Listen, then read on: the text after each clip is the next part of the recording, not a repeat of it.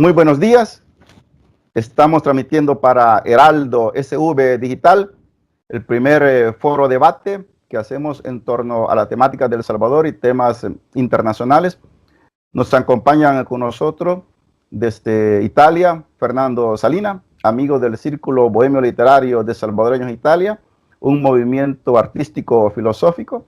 También desde Milán, Italia, nos acompaña Alex López, escritor y poeta. Desde El Salvador tenemos a Juan de la Cruz, miembro del Bloque Popular Juvenil y también parte de la corriente marxista internacionalista. Desde Zaragoza, España, nos acompaña Eric Presa, colega, analista social, investigador político. Gracias a todos por haber aceptado y bienvenidos a este foro debate. Vamos a pasar inmediatamente a darles las indicaciones del caso. Cada panelista, cada uno de ustedes posee 2 minutos para responder las preguntas que les haré.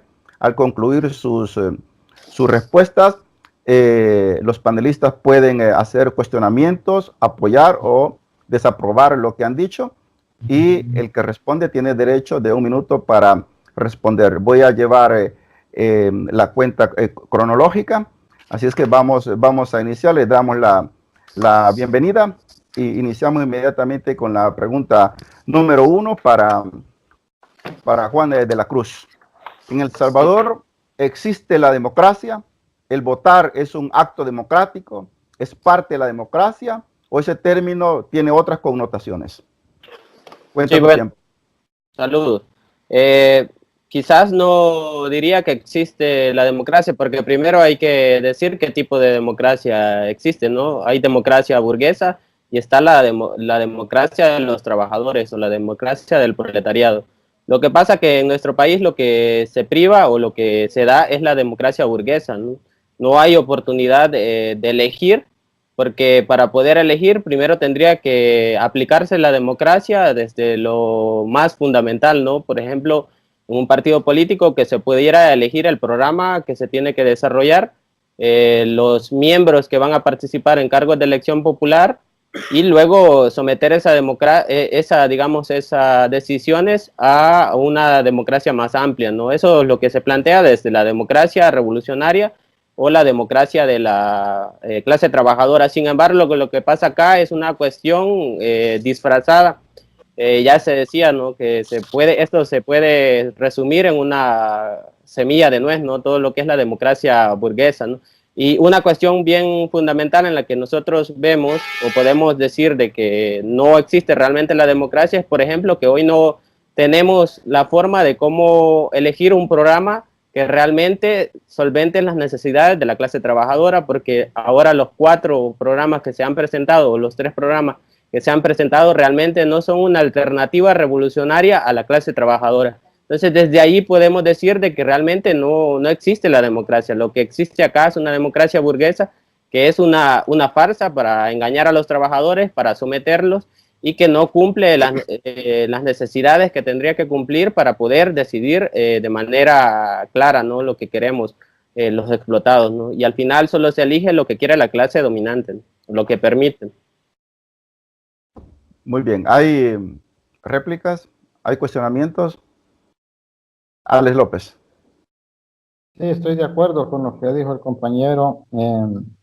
Para empezar, el término democracia significa el poder del pueblo, ¿no? Literalmente. Democracia, poder del pueblo, que en El Salvador no es una realidad.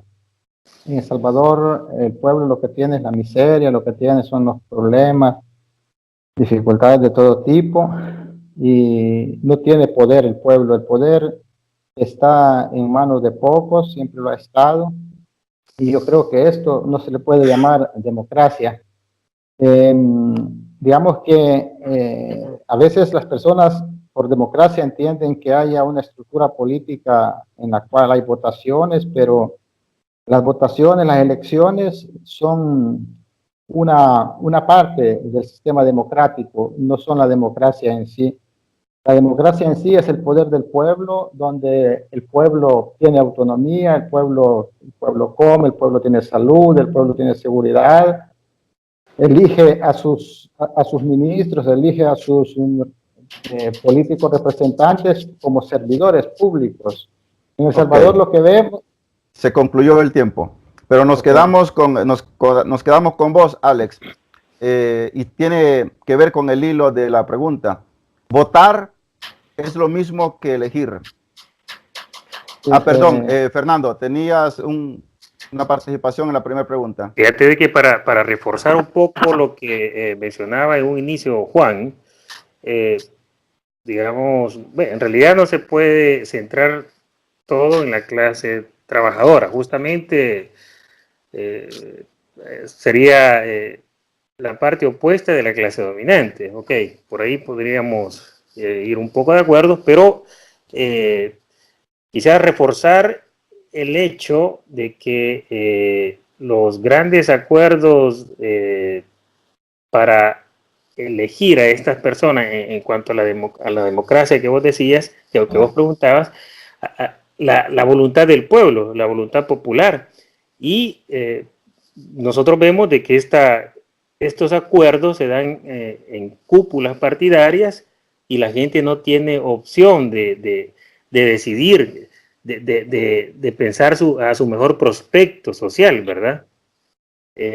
Reforzar nada más ese asunto de que el ciudadano, la sociedad no tiene la posibilidad de decir yo quiero a esta persona, sino que la eligen otras personas, ¿verdad? En este caso, pues son los partidos, las cúpulas de los partidos políticos. Pues, solamente esa cuestión que... Muy bien. ¿Querés responder, Juan? Sí, claro, algunas cosas. Claro, como dice el compañero que me antecedió, no se puede remitir toda la cuestión de la democracia solamente a la clase trabajadora, y más bien lo que quise decir es a las clases explotadas y oprimidas, ¿no? Ahí tiene que ver el campesinado, los estudiantes y los trabajadores como tal, ¿no? Pero sí, no estaría como de acuerdo en que esto tiene que ver con una cuestión de superar digamos, la barbarie en la que nos ha sumido el capitalismo, y para poder superar la barbarie del capitalismo sí vamos a tener que tratar de expropiar o tratar de eliminar el poder que tiene la burguesía como tal, ¿no? En ese sentido, la democracia sí tiene que ser una democracia de la mayoría sobre la minoría, porque es totalmente lo contrario. La democracia burguesa es la democracia, pero de las minorías sobre la mayoría, ¿no? Dentro de la democracia revolucionaria o proletaria es la democracia de la mayoría o la dominación de la mayoría sobre la minoría, ¿no? Es lo contrario. Luego ya para puntualizar algunas cosas también que no se dan dentro de la democracia burguesa, que tiene que ver con lo que decía el compañero que habló de primero, es por ejemplo que no se nos permite elegir a los jueces, no se nos permite elegir a otros funcionarios. Tiempo. Bueno, lo hemos visto acá, por ejemplo, con el fiscal, que es un caso eclatante, ¿verdad? Claro. Una persona que creo, se dice, lo han dicho mucha gente, ese es el cargo más importante para el Estado de Derecho salvadoreño, y lo han elegido los acuerdos y las negociaciones políticas de los partidos políticos, ¿verdad? Es decir, la sociedad civil no participa en este tipo de elecciones. Entonces, democracia, y así en los otros cargos importantes, la Corte de Cuentas, por ejemplo, ¿verdad? ¿Quién elige? ¿Quién elige a la Procuradora de los Derechos Humanos? ¿Quién elige la Sala de lo Constitucional? Es decir, no participa la población, la sociedad civil. Muy bien. Agotamos esta primera pregunta. Retomamos la segunda. Siguiendo este hilo, Alex López, la ciudadanía a la hora de encontrarse frente a una papeleta electoral, ¿está votando o está eligiendo? ¿Votar y elegir es la misma cosa? Yo pienso que votar y elegir es la misma cosa, en el sentido que cada persona emite su decisión a través del voto de cuál es el candidato que elige para presidente, diputado, alcalde, lo que sea, ¿no? Entonces, la única observación que yo quiero hacer al respecto es de que en El Salvador se tiende siempre a denigrar los políticos que son elegidos de la parte opuesta y muchas veces no se reconocen como ministros. Un filósofo decía, ¿no?, que cuando el pueblo emite hace su elección, el presidente, el diputado que sea, es el presidente de todos, el diputado de todos, sea que lo haya votado o sea que no lo haya votado. Entonces, yo no me permitiría nunca personalmente hacer memes ridiculizantes a los ministros, aunque si no los he votado yo, porque eso es denigrar el sistema político, el sistema sociopolítico del país, ¿no? Entonces, yo creo que sí, respondiendo a tu pregunta, yo creo que elegir y votar es la misma cosa, pero debemos recordar que cuando ya está elegido el presidente, el diputado que sea sea el que hemos votado nosotros o no, debemos tener, digamos, respeto al servidor público. Con esto no estoy diciendo que no hay que criticarlo, porque la crítica debe estar siempre presente en un país democrático, pero no la ridiculización como muy a menudo lo vemos en nuestro país. Ok. Sí, ¿Hay cuestionamientos? sí, yo quisiera. Dale. Bueno, votar y elegir, yo diría que no es lo mismo, ¿no? Porque uno puede llegar a votar, pero no puede elegir el programa, no puede elegir lo que va a hacer el presidente o lo que va a hacer el diputado. Porque eso lo ha demostrado la historia y no es que uno lo quiera inventar, ¿no?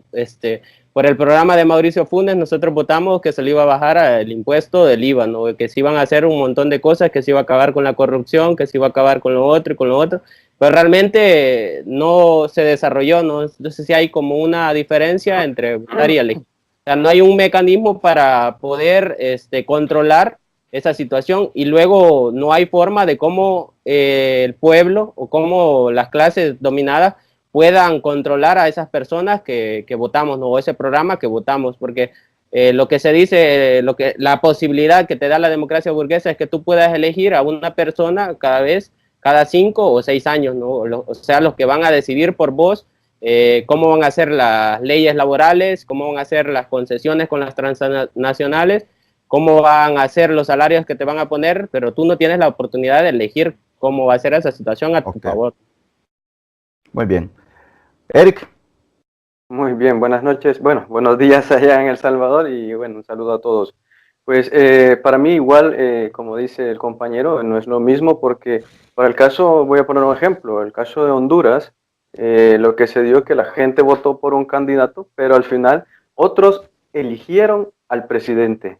Entonces, ¿qué quiere decir? ¿Qué significa? Que como se hablaba anteriormente, no existe democracia en el país, existe mucha corrupción. Al final, pues no viene a significar que el voto, que la persona que yo haya dado el voto, vaya a ser elegido como presidente. Si es de mayoría, sí, pero para el caso de Honduras, por ejemplo, fue impuesto. Entonces, para mí no significa lo mismo, votar o elegir. Fernando. Sí, realmente no es lo mismo, no puede ser lo mismo, al menos no en nuestros países, ¿verdad? En nuestras democracias que nos han dicho que funciona nuestro sistema político. La verdad de las cosas es de que la sociedad civil no tiene ni siquiera la posibilidad de elegir el tipo de programa que esta gente propone, ¿verdad? La oferta electoral. Y lo más grave de eso es que ni siquiera existen mecanismos para poder pedir cuentas que esta gente, ¿verdad? Con la oferta que llegaron en el periodo electoral, puedan, se les exija que cumplan, o si no cumplieron, ¿por qué razón? Y cuál es y establecer un mecanismo que punizca este comportamiento de maldad, digámoslo en ese modo. Podrían haber otros términos ahí que se le... porque nos meten garabato, ¿verdad? Tiempo, Fernando, pero me quedo con vos. La pregunta número 3. ¿Arena representa el modelo neoliberal o el neoliberalismo como modelo posee varios vehículos de expresión? Arena, todos creo que es evidente que ha representado esa corriente neoliberal que viene de los Estados Unidos, no es un secreto, no es un invento tampoco nuestro ni de nadie. La historia realmente, como decía el Juan anteriormente en el otro tipo de pregunta, es así, ¿verdad? Hemos iniciado con Arena en 1989, imagínate, con el señor Cristiani, Alfredo Cristiani, se le da vida, se desmonta el Estado, ¿verdad? Se expropia, se inicia con la banca, se siguen las telecomunicaciones, las pensiones, etcétera, ¿verdad? Terminamos con una dolarización ahí con Francisco Flores y cada vez más profundo el sistema económico que al día de ahora, que se nos vendió a la época o durante todos esos gobiernos, se nos vendió como que el país se abría a la inversión extranjera y que se produciría trabajo, que el país iba a mejorar, la gente pobre, sus clases desfavorecidas iban a tener oportunidades de buenos empleos, de trabajos, de empleos, ¿cómo se dice?, dignos, etcétera. Al día de ahora vemos que nuestra gente continúa a emigrar del país, a huir. Ya ni siquiera es una elección, sino que eso, la gente sale obligada de ese país, de nuestro país. Nosotros que vivimos fuera, somos parte de esa población, de ese grupo de gente que ha salido. Entonces, el modelo económico. Ok. Opiniones, cuestionamientos, acuerdos, desacuerdos. Juan. Sí, claro, Arena necesariamente está representado por el neoliberalismo, pero primero hay que decir qué es el neoliberalismo, sino la cara más vil del capitalismo. ¿Qué significa? Que el Estado tiene que ser desmantelado totalmente, que los recursos naturales que son controlados y que deberían de servir para la sociedad no están en manos del Estado, sino en manos de unos parásitos capitalistas, ya sean empresas nacionales o empresas transnacionales, y eso es lo que hizo Arena, ¿no? Ahora bien, al capitalismo o al neoliberalismo le sirve Arena, le sirve otro tipo de instrumento, el FMLN mismo o Nuevas Ideas, bueno, Gana, digamos, en este sentido, para poder seguir manteniendo el capitalismo. Yo diría que sí, pero de entre todos esos, su joya siempre va a ser Arena, porque Arena va a ser una institución, o es una institución que es fiel a los intereses de las transnacionales, que es fiel a los intereses de los Estados Unidos, ¿no? Y por ahí otras instituciones. Tiempo. ¿Otro que quiera opinar sobre este tema? Eric. Sí, bueno, secundando todas las opiniones, pues eso, el plan de este tipo de partidos políticos de derecha es el mercantilismo. Todo va relacionado ¿cómo se llama?, en negocios, en todo, en el bienestar no social, sino más bien en el bienestar de las empresas privadas, como mencionaba antes el compañero. Y pues eso ha traído pérdidas naturales, por ejemplo, como mencionaba también antes, las cuestiones de minería, que toda la expropiación nacional sea para la empresa privada. Entonces, eso ha ido a motivar más bien a la recesión económica que tiene el país y por lo tanto la misma corrupción que se ha venido adhiriendo sobre los años que han pasado los gobiernos de Arena y también ¿cómo se puede decir?, sus partidos o taxis, digámoslo así, que bien apoyan este tipo Okay. de Tiempo. ¿Alguien más? Alex. Sí, totalmente de acuerdo con los argumentos en cuanto respecta al neoliberalismo. Sabemos que el neoliberalismo, como decía el compañero Juan, quiere siempre un Estado enano que intervenga el menos posible o no intervenga completamente y que deje el andamiento del país al versamiento, al flujo económico, a la prioridad mercantilista y, ¿cómo se dice?, descuidan totalmente el medio ambiente, descuidan totalmente la condición social de las clases más bajas. La característica más fundamental es la privatización, todo debe ser privado en manos de los ricos. Y bueno, esto es un sistema que excluye a la población de todo bien, de todo Tiempo. servicio. Bueno, no te vamos a soltar, Fernando Salinas. Vamos a la cuarta pregunta. ¿Qué es izquierda? ¿El FMLN es un partido de izquierda? ¿Existen otras izquierdas en El Salvador? Cuenta el tiempo. La verdad que izquierda es igualdad, es progreso social a las, las clases desfavorecidas de los sistemas económicos. Izquierda es interculturalidad, ¿verdad? Es confrontarse con el mundo en igual manera, ¿verdad? Es decir, parejos, ¿verdad? Ni uno más, ni uno menos, ¿verdad? El asunto es de que en los 10 años ya casi concluidos a junio de este 2019, hemos visto un FMLN que abandonó, que no representa más los intereses de esa clase social abandonada históricamente, no representa más y lo vemos, la gente misma ve que no se puede seguir adelante con ese partido porque no representa más esa lucha, ¿verdad? Por lo tanto, el FMLN ha tenido la oportunidad de desmontar ese sistema y no han tenido el valor o no han querido o porque se acomodaron o lo que haya sido, no pasó nada.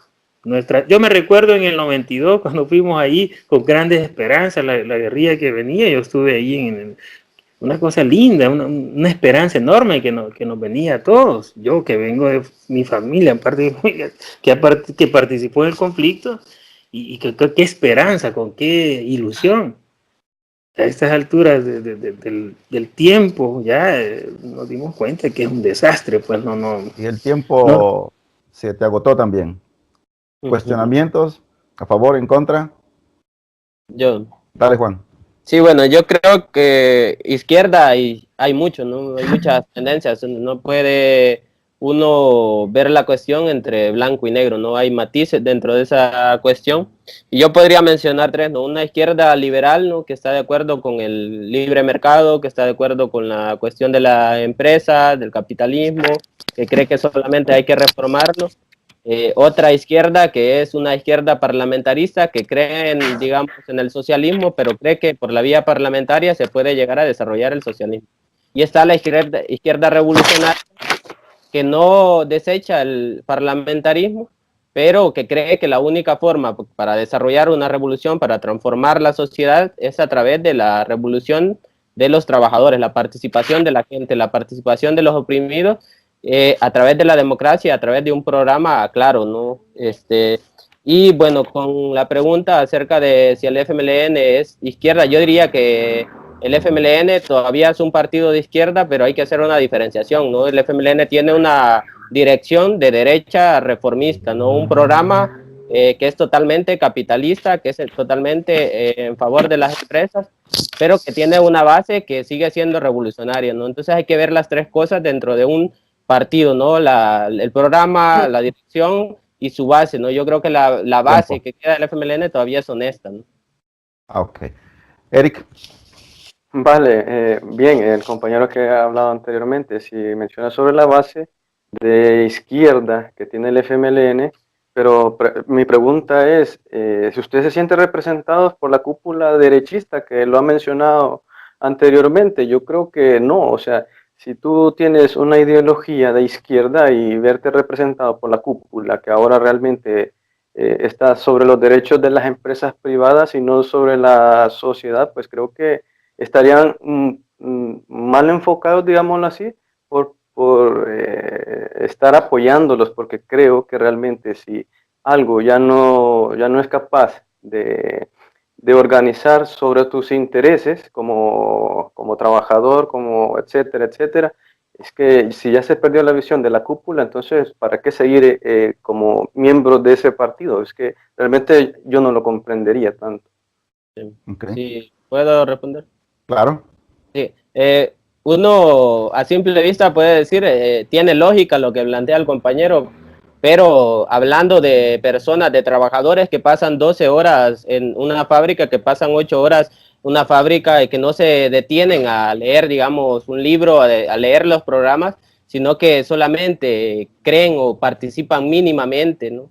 en algún tipo de organización, no logran todavía comprender toda la degeneración que ha tenido la izquierda, ¿no? Y hay una ilusión también muy grande que no la podemos desechar. El FMLN fue construido con sudor y sangre, con una lucha cruenta en los años 80, y obviamente un trabajador que tiene una herramienta la va a utilizar una y otra vez, ¿no? Si se le arruina, va a intentar repararla una y otra vez, pero no la va a desechar hasta que finalmente una de tantas se dé cuenta de que realmente ese instrumento no sirve más, ¿no? Así ya pasa con los partidos. Es un proceso. La última respuesta, Eric. Sí, no, que comprendo lo que dice, pero realmente, si estás viendo que, o sea, que esto ya viene de años para el caso del FMLN, ya han estado en el poder, bueno, no sé si le das el don de la respuesta, pero te lo dejo ahí igual. ¿Has visto que el cambio no ha existido? Siempre se ha mantenido el mismo sistema económico, el mismo sistema de productividad, por ejemplo, o sea, el mismo sistema de educación se ha mantenido. Entonces, ¿qué esperanzas puedes tener si este gobierno del FMLN ha mantenido sobre la misma línea de arena, digámoslo así? Pero tienes la opción, ustedes que están organizados, tú que eres del Bloque Popular Juvenil Izquierda, tienen esa ventaja, esa herramienta de que ustedes pueden armar su propio partido de izquierda realmente como lo debe de ser, a seguir estando. Bueno. Ok, pero nos quedamos con vos. Y esta es otra pregunta. ¿Qué concepción tenés de movimiento Nuevas Ideas?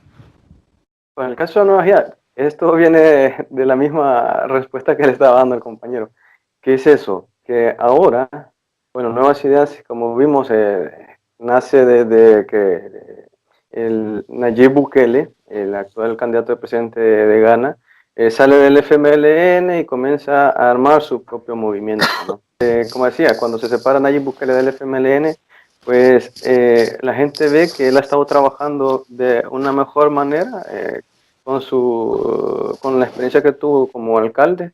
Entonces, y da la herramienta que el FMLN la tenía, o sea, con los grupos organizados, pero que dejaron estar por sus intereses económicos, por sus intereses de empresa privada, por sus intereses. Entonces, ¿qué pasa? Que ahora el caso de Nuevas Ideas es algo nuevo, una esperanza, como decía antes, no lo decía así, sino que voy a tomar las palabras del compañero que habló antes, que es en la herramienta en la cual ahora, por ejemplo, se puede comunicar un grupo de personas de la misma comunidad, con los mismos intereses. ¿Cuáles son los mismos intereses? Sacar a la sociedad, de que el tejido social se recupere, de que tengamos un mejor país. Entonces, Nuevas Ideas es más complejo de lo que parece, porque realmente esa es la parte más que todo física, digámoslo así, porque está la parte también donde se ha trabajado Nuevas Ideas y que es muy importante, que es la cuestión de redes sociales, donde mucha gente está ahí, donde mucha gente tal vez no tiene la capacidad de poder estar en los tiempos para reunirse con Nuevas Ideas y hablar sobre temas de sociedad, etcétera, etcétera, pero sí tiene un perfil en Facebook o un perfil en Twitter con el cual él se puede pronunciar y decir lo que está. Entonces, todas estas personas se engloban y se unen al mismo tiempo y se va generando como células, y todo avanzando. Y se hace cada vez más grande hasta lograr una capacidad ahora de alcanzar, siendo un movimiento de Nuevas Ideas que se hizo partido político más o menos con 200.000 firmas. ¿Qué quiere decir eso? Es que está en esa línea, en que las personas saben que no tienen representación actualmente, pero de ellos mismos quieren que salga. Eso es Nuevas Ideas. Alex López, la pregunta número 6. ¿consideras que un virtual gobierno de Bukele va a resolver las necesidades, al menos básicas, de la gente en los 5 años de gobierno? Bueno, hay que decir que las necesidades de El Salvador están en todos los niveles, están por doquier. Tenemos necesidades en salud, en educación, en seguridad, tenemos las mil calamidades. Yo creo que pretender de un gobierno de 5 años que resuelva los problemas del país, creo que es pretender mucho. Sin embargo, yo creo que El Salvador hasta ahora ha tenido siempre una caída abismal, ha estado siempre cayendo más profundo. Y Nuevas Ideas, Bukele, creo que es el movimiento, este candidato que puede contener esta caída constante que tenemos y puede comenzar a resurgir de las cenizas un nuevo El Salvador, que podamos ver al final del túnel ya una luz en la cual podemos caminar, podemos seguir. No creo yo que 5 años sean suficientes para resolver todos nuestros problemas, pero sí creo que es un buen inicio para empezar un nuevo camino. Bien, cuestionamientos, comentarios. Eric. Nada, pues solamente agregar de que manejar el aparato del Estado, si bien es cierto el país es pequeño, pero el aparato del Estado siempre va a ser grande. Entonces, más que un proyecto, un plan de nación que llevara Nayib Bukele, o si ganase las elecciones, pues implementarlo no dependería más bien de él en sí, sino de los equipos de trabajo que pondría esto a estimularlo, ¿no? Y también las personas que de alguna manera independiente no tienen nada que ver con Nuevas Ideas o con ganas, sino que más bien la actitud y aptitud de llevar al país a un mejor nivel, ¿sabe? Entonces, yo creo que va a depender más de la sociedad que de las personas que van a estar cerca de Nayib. Obviamente, cuando tiene los lineamientos, eso engloba todo el aparato del Estado, pero es más que eso, la sociedad tiene que trabajar mucho en eso. Muy bien. ¿Otros comentarios? Sí. Alex.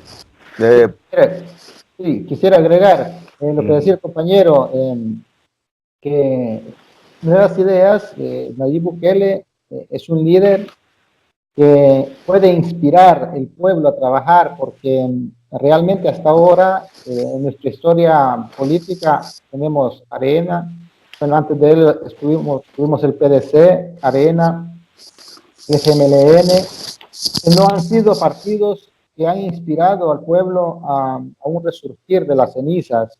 Más bien el pueblo se ha sentido siempre más explotado después de un periodo presidencial pasando a otro aún peor. Ahora en cambio con Nuevas Ideas, con Bukele, el pueblo tiene un líder que le inspira progreso, que le inspira reforma, que le inspira un resurgir de las cenizas, como dije antes, y creo que ese logro es ya bastante. 5 años para resolver los problemas creo que no bastan, pero eso que estamos obteniendo, si Nayib Bukele llega a la presidencia, creo que eso ya es un gran éxito. Ok. Juan. Sí, primero decir lo que tenemos, ¿no? Y lo que deberíamos de tener. En primer lugar, yo creo que una de las principales cuestiones que va a hacer, digamos, Nuevas Ideas o Nayib Bukele es detener el avance de la derecha. Ya lo hemos visto en toda Latinoamérica y obviamente la llegada de Bolsonaro, la llegada de Macri en Argentina es una cuestión reaccionaria totalmente. Si tal vez Nayib Bukele no hubiese sido expulsado, si no hubiese sido, se hubiese dado toda esta situación, no se hubiera presentado la oportunidad y quien estaría digamos, despuntando en las encuestas sería Arena, ¿no? El regreso de la derecha, ¿no? Con eso no quiero decir de que el programa de Nayib Bukele no sea un programa que tenga tintes de derecha también, o sea, realmente, y ahí voy con lo que deberíamos de tener, o la solución que tendría que tener los trabajadores para solventar su crisis. Yo creo que principalmente debe hacer lo que el FMLN no hizo, ¿no? Desprivatizar las empresas que Arena privatizó, o sea, devolverle al Estado la capacidad de sus recursos, de controlar sus recursos, de controlar a sus instituciones, y que a partir de ahí se pueda desarrollar un programa de infraestructura, de educación y muchas cuestiones. Nayib dice que cuando nadie roba, el dinero alcanza, pero eso no va a ser suficiente para resolver las cuestiones, tiene que ir más allá. Tiempo, Juan de la Cruz, pero me quedo con vos porque la pregunta número 7 tiene que ver justamente de lo que se ha venido hablando, y ha venido hablando Bukele y muchas personas, de rumores de fraude. Vos que estás en el terreno en El Salvador, ¿crees que existen peligros hipotéticos de fraudes el 3 de febrero? Yo diría que deberíamos de ser ingenuos si no creemos de que la clase dominante va a detener que se pueda desarrollar el gobierno de nuevas ideas gana, ¿no? Eso sería una absurdez pensarlo, ¿no? Si hemos visto de que desde julio, o digamos desde abril, desde el año pasado, se está intentando bloquear la candidatura de Nayib Bukele, y eso ha venido desde el Tribunal Supremo Electoral, desde la Corte Suprema de Justicia y desde los partidos del régimen. Entonces, ¿qué nos podría hacer pensar a nosotros de que no se pueda seguir con la misma idea de que Bukele llega al poder, ¿no? La otra pregunta que deberíamos de plantearnos es por qué quieren evitar un gobierno de Nayib Bukele. Realmente no le temen a Nayib Bukele, le temen al movimiento que se ha desarrollado alrededor de Nayib Bukele, porque saben que si esa gente, una vez que Bukele quiera girar más a la derecha o quiera hacer un gobierno totalmente de derecha reaccionario, la gente lo va a empujar y lo va a detener, ¿no? Toda esa gente que se está organizando dentro del movimiento de nuevas ideas. O sea, realmente Bukele no es un tipo que vaya a manejarse de manera libre como lo podría hacer Calleja, que es en este sentido. Y por lo cual la burguesía, la clase dominante, aunque sí lo puede utilizar, pero no lo va a utilizar de la misma forma como podría utilizar a Carlos Calleja, o como podría utilizar al mismo FMLN, ¿no? Yo creo que le es más fácil a la burguesía mantener estos partidos que mantener a un tipo de que no se sabe qué podría hacer ante la presión de la clase trabajadora, de los campesinos, de los jóvenes, ¿no? Entonces, en ese sentido, sí creería de que hay una amenaza de fraude electoral y hay muchas señales que se han dado para poderlo plantear, ¿no? Muy bien. Pregunta-respuesta de los panelistas. Fernando. Lo que pasa ahí es de que Bukele también, a mí me deja un montón de dudas realmente, pero le apuesta mucho a querer hacer un Estado eficiente, un Estado moderno, etcétera, y todo ese montón de cosas. Y la sociedad actual, la gente, por lo menos que no, como nuestra edad, por ejemplo, que llega por los 40 años por ahí, estamos en esto de que del 2000 para acá entramos ya en otra dimensión, en otra era. Es decir, nosotros ya no estamos con los sistemas viejos.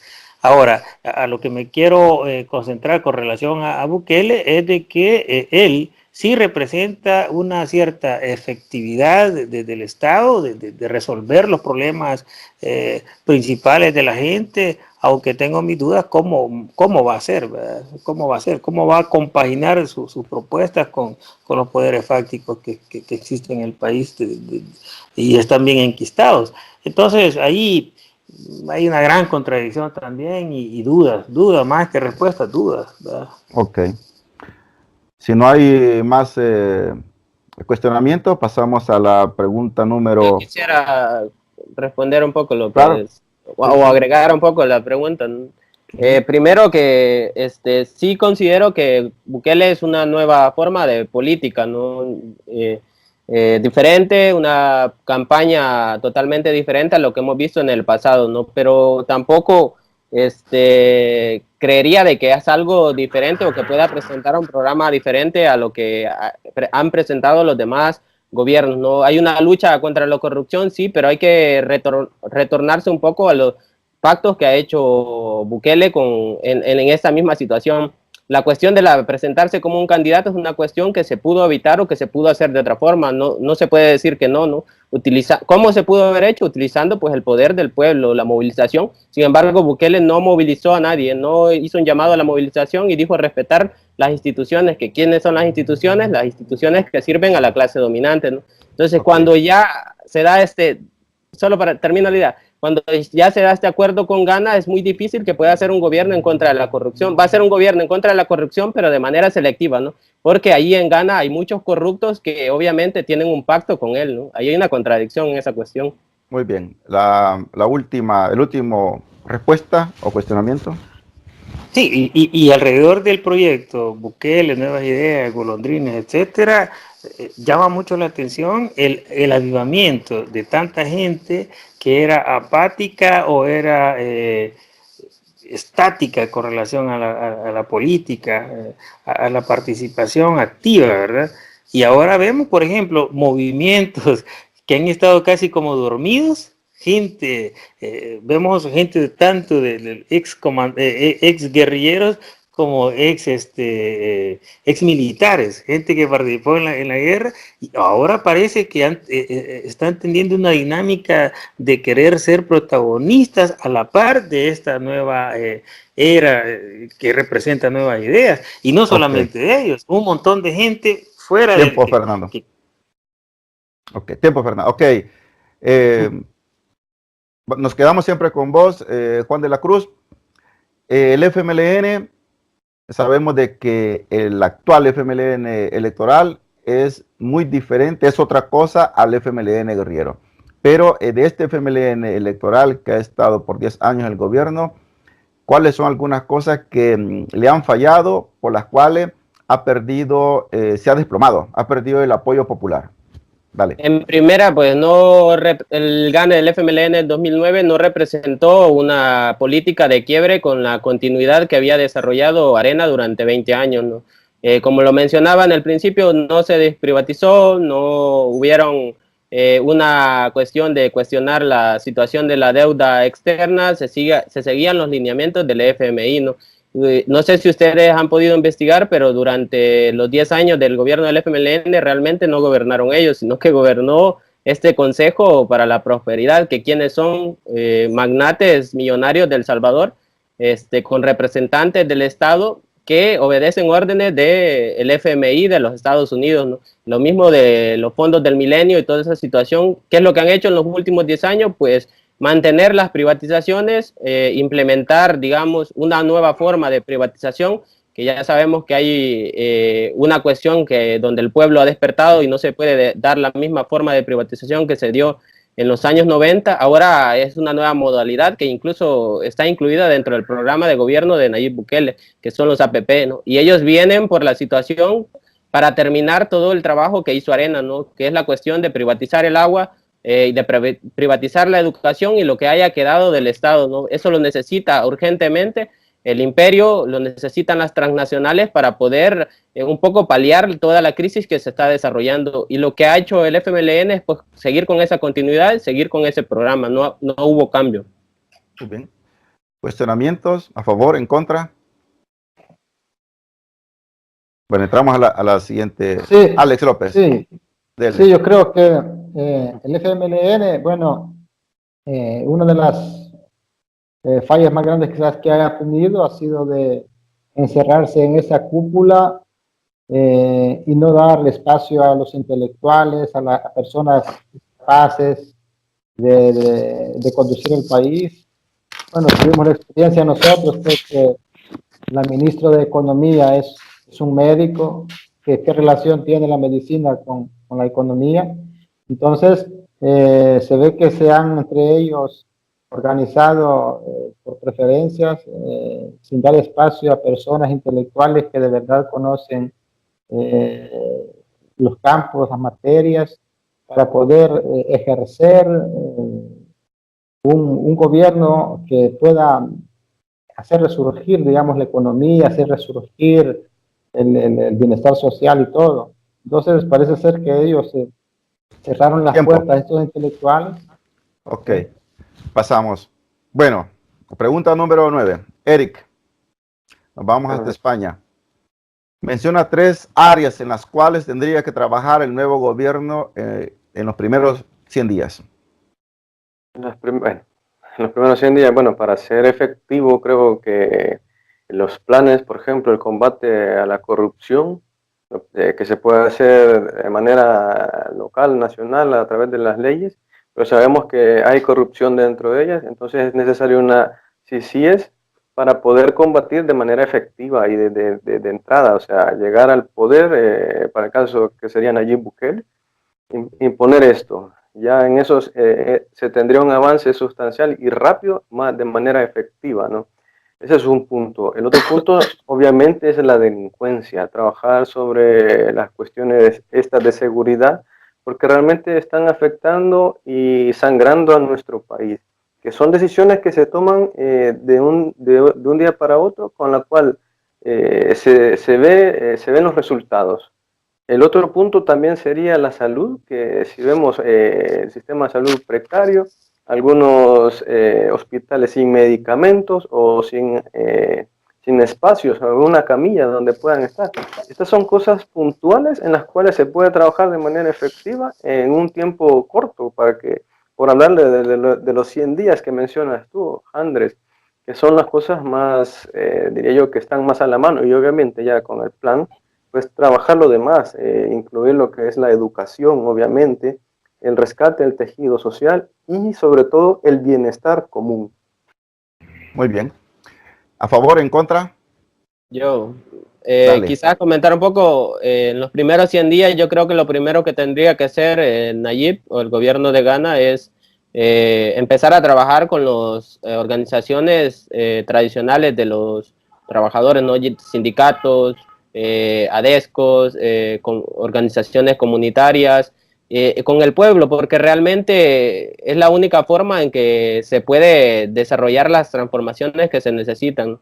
Con el caso de y sí, comparto con el compañero que lo primero que tendría que hacer es una lucha en contra de la corrupción. Sin embargo, no concuerdo con que tenga que ser una comisión extranjera, no una CICIES, como se está planteando, porque eso significa la intervención de los Estados Unidos o de la OEA en los asuntos nacionales, que muy bien se pueden resolver si creamos comisiones con un tercio de sindicalistas, un tercio de empleados del Estado y un tercio de otro tipo de organización dentro de la sociedad que puede fiscalizar. Lo que tendría que hacer Bukele es poner las cuentas del Estado a la vista pública de toda la gente y que pueda participar y ser juez en esa situación. ¿Alguien más? Alex. Sí, yo quisiera comentar respecto a esto de las CICIES, que contrariamente al compañero Juan, yo estoy de acuerdo con esta intervención de las CICIES, porque yo creo que en El Salvador, por cultura, parece ser, todos corruptibles, todos nos conviene, cada quien trata de llevar el agua para su molino, hay siempre intereses de por medio. Cuando se trata de enjuiciar a ciertas personas que tal vez hay intereses propios, nos hacemos para atrás. Entonces, yo pienso que la intervención de la CICIES es necesaria porque es un organismo neutral, que están al margen de cualquier interés personal, como lo están las personas que son involucradas directamente en la sociedad salvadoreña, ¿no?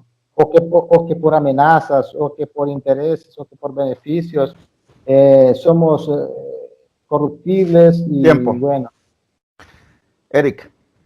Sí, yo creo que también, a ver, no dejar de fuera lo que es la CICIES de manera como visores extranjeros. Si bien dice Juan, creo que es el nombre del compañero que está aquí panelista, de que se puede lograr a través también de la sociedad, obviamente, sí, y también me gustaría que fuese así, pero como dice también el compañero de Italia, que realmente tenemos una tendencia corruptible, entonces eso deja entrever los avances que se darían realmente, porque como dice, cada quien va a llevar su agua a su molino, entonces es complicado, o sea, tendría que ser parte de las dos, estar las CICIES y estar obviamente la sociedad civil, trabajando de la mano para que se combata la corrupción de esa manera. Yo creo que ¿cómo se diría?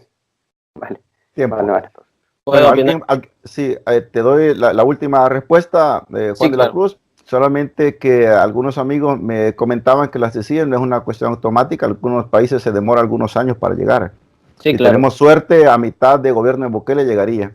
Sí, solo una cuestión de contenido sobre las CICIES. Primero hay que preguntarnos qué organismo está proponiendo las CICIES y qué han resuelto. Por ejemplo, en Guatemala no han resuelto nada. Se ha hecho una una situación de juicios selectivos hacia una capa de la burguesía, ¿no? Y ha puesto presidentes que benefician a los intereses de los Estados Unidos. O sea, no ha resuelto nada y fundamentalmente lo hacen en países donde hay una crisis y lo que intentan es evitar que la gente se pueda organizar, evitar que la gente pueda sacar conclusiones de la necesidad de acabar con el sistema capitalista. Ahora mismo la OEA, las Naciones Unidas están apoyando, bueno, no todos, pero estos países que impulsan esas comisiones están apoyando el golpe de Estado en Venezuela, han apoyado a la dictadura de Juan Orlando, entonces no podemos confiar en ellos, debemos confiar en la gente. Bien, vamos a entrar a la penúltima pregunta. La dejo a que la responda quien levante primero la mano. ¿Qué opinan de la situación de Venezuela? ¿Quién la responde? Si quieren, puedo. Dale. Puede continuar, compañero. Sí, yo creo que hay una situación, un golpe de Estado en marcha que ya tiene muchísimos años.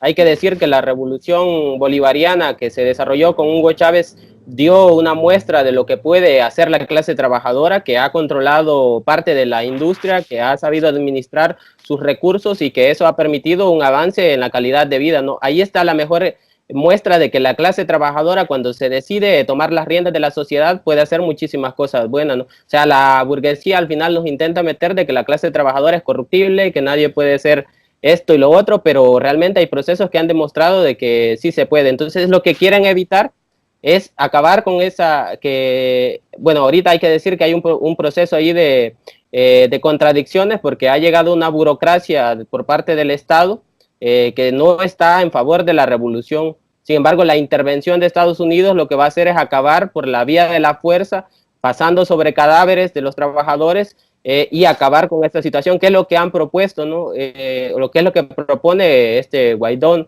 dar concesiones a los capitalistas, empezar a privatizar el petróleo que fue nacionalizado con Chávez, toda la industria que fue nacionalizada con Chávez se va a privatizar y darle mejores condiciones para la intervención o para la inversión extranjera, ¿no? Entonces, realmente no se puede estar de acuerdo con la política de Maduro, pero tampoco se puede estar de acuerdo con una intervención imperialista, y la gente tiene que solucionar internamente sus problemas ahí. Primero Alex y después Eric y luego Fernando. Alex. Sí, bueno, yo del asunto de Venezuela conozco poco, pero cuando analizo este tipo de situaciones, yo veo en estos países como raíz de tantas desgracias Hola.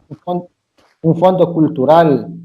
Pareciera ser que nosotros, los latinoamericanos, tenemos ese denominador común, que sean gobiernos de derecha, que sean gobiernos de izquierda, no logramos echar a andar los mecanismos en una manera eficiente.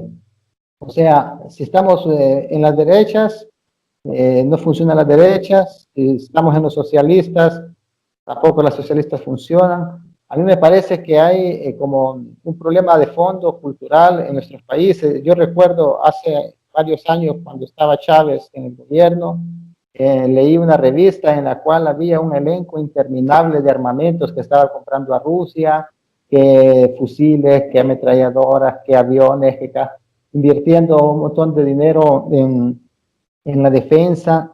Yo creo que son pocos los países que han demostrado tener una mentalidad distinta, como Costa Rica, por ejemplo, que es uno de los países que se sale un poco de este contexto, que han demostrado tener una dirección diferente al resto de países. Yo creo que hay un fondo cultural que está dañando mucho. Eric. Sí, secundando las opiniones. Obviamente, la cuestión geopolítica para el caso de Venezuela, pues es muy importante para Estados Unidos. El imperialismo lo que necesita es el petróleo de Venezuela y acabar con los gobiernos de izquierda en América Latina. Por lo tanto, pues ingerir en la política de Venezuela en este momento, que obviamente Maduro no ha sabido mantenerlo, porque hay que decirlo, aprovecha este momento en el cual la derecha en Venezuela ha aprovechado de mantener eso, de decir que están desabastecidos, pero no dicen la otra parte de los bloqueos comerciales y económicos que le han impuesto a Venezuela por eso mismo, por los mismos intereses capitalistas de Estados Unidos. Por lo que para mí realmente Venezuela lo que debe de hacer es informarse muy bien y que puedan resolver ellos mismos sus problemas y su política interna. Fernando. Ya respondió él lo que era mi Bueno, planteamiento sobre el tema. ¿puedo hablar un poco? Ok, dale. Sí, bueno, realmente no es un problema cultural, no es un problema concretamente político que tiene que ver con la dirección. Ya Trotsky decía en 1930, ¿no? El problema del proletariado, de la crisis del proletariado se puede reducir a la crisis de su dirección. Lo que está sucediendo en Venezuela es una cuestión donde no se profundiza la revolución socialista. O sea, tenemos lo peor de los dos mundos, lo peor del socialismo y lo peor del capitalismo como tal. Y lo que se necesita es profundizar la revolución socialista en Venezuela, que obviamente Maduro, aunque es un presidente que ha sido legítimamente elegido, no está yendo por el socialismo, y eso es un debate que hay dentro de las capas de la clase trabajadora de Venezuela. Y si nosotros vemos la historia de los países, no solamente en Latinoamérica se han dado estos problemas. Allí tenemos España, donde han llegado los socialistas, han traicionado, donde se ha desarrollado una lucha entre Podemos, entre Izquierda Unida y una serie de situaciones, ¿no? Tenemos, si nos vamos a Grecia, Syriza ha llegado al poder y este tipo ha dimitido, ¿no? Entonces no es un problema que tenga que ver con Latinoamérica, es que es un problema del capitalismo y de la crisis de la dirección del proletariado. Ok. Bueno, vamos a abordar en otro foro las temáticas de Europa, que son bastante interesantes también. Qué Sí. bueno que lo tomaste, que lo vamos a puntualizar. La última pregunta, ¿quién la responde? ¿El bloque chino-ruso es un nuevo imperio o es una alternativa al llamado imperio occidental? Sabemos que se le llama imperio occidental no porque estén cerca geográficamente, sino porque tienen intereses multinacionales y capitalísticos únicos, ¿no? Estados Unidos, Japón, Europa, Inglaterra, Canadá. Entonces, este nuevo bloque, ¿no? Que ya no es un mundo unipolar, ya es un mundo multipolar. ¿Cómo lo ven ustedes? China y Rusia son igualmente depredadores en su modelo como el otro imperio. ¿Quién lo responde? Bueno, yo solamente quisiera retomar las palabras de Dagoberto Gutiérrez, que me parecieron interesantes. La vez pasada le hicieron esa pregunta en una entrevista y él respondió diciendo que hay diferencia entre ser potencia y ser imperio. Él dijo, Estados Unidos desde sus orígenes eligió ser un imperio, no solo potencia económica, sino un imperio que impone, que tiene sus bases militares en todo el mundo. Sin embargo, habló de China diciendo que China es una potencia, pero no es un imperio, es una potencia económica, pero no tiene ninguna base militar en ninguna parte del mundo. Y bueno, esto pues es algo que marca una diferencia. Lógicamente Estados Unidos, viendo a China como su antagonista, trata siempre de denigrar o trata siempre de obstaculizar algunos mercados. En El Salvador, por ejemplo, hemos visto algunas noticias hace algunos meses. Y bueno, creo que hay una diferencia entre estas dos cosas, entre imperio y potencia, y creo que China y Rusia son potencias, como decía Dagoberto, pero no tienen las características de un imperio. Muy bien. Bueno, eso también es relativo, porque China es verdad, no tiene bases militares, pero ha llegado a financiar algunas intervenciones militares. Incluso va a llegar a El Salvador también, a la costa salvadoreña, con sus empresas. Es bastante relativo eso. ¿Quién pidió? Juan pidió primero, luego Eric.